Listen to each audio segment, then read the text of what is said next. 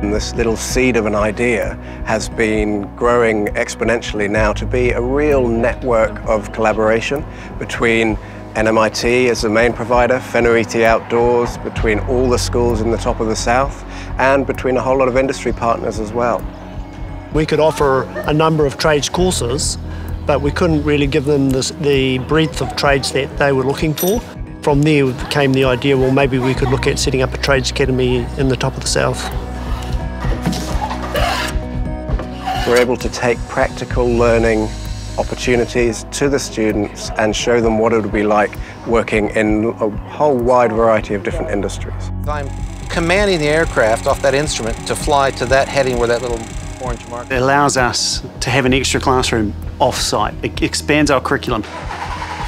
So for us, it sort of allows them to have an avenue and out. They can make a pathway from Marlborough Boys here and then into industry, so they can have a job. Next year I'm going to study motorsport engineering. It's sort of from doing Trades Academy, it just found like an interest in motorsport and it's just pushed me in that direction.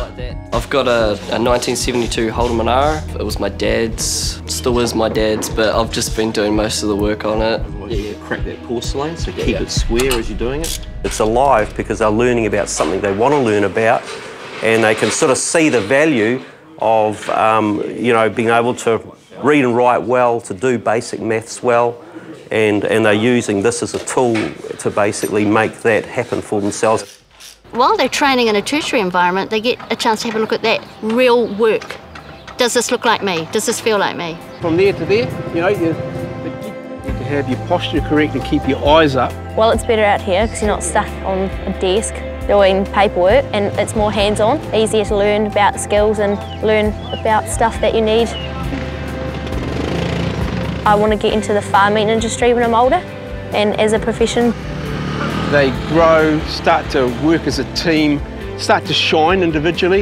Each one's got their strengths. Quite often by the time we finish the course, they've made contact with some of the people that have come from industry or allowed us to visit their industry. Finish this, we need to cut this to length, so that's going to be the length of your building, okay? Because what we're doing is putting it onto something solid.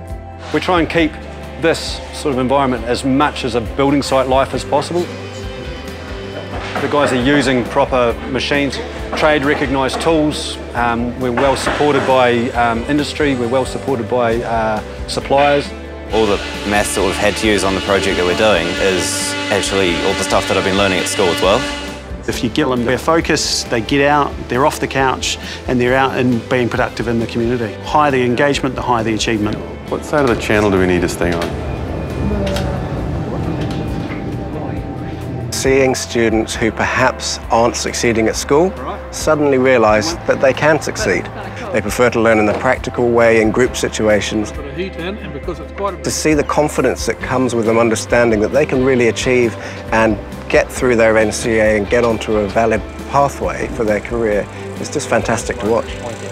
It's really given some students a direction in life. They come back into school and they're off to maths with a spring in their step for the first time often.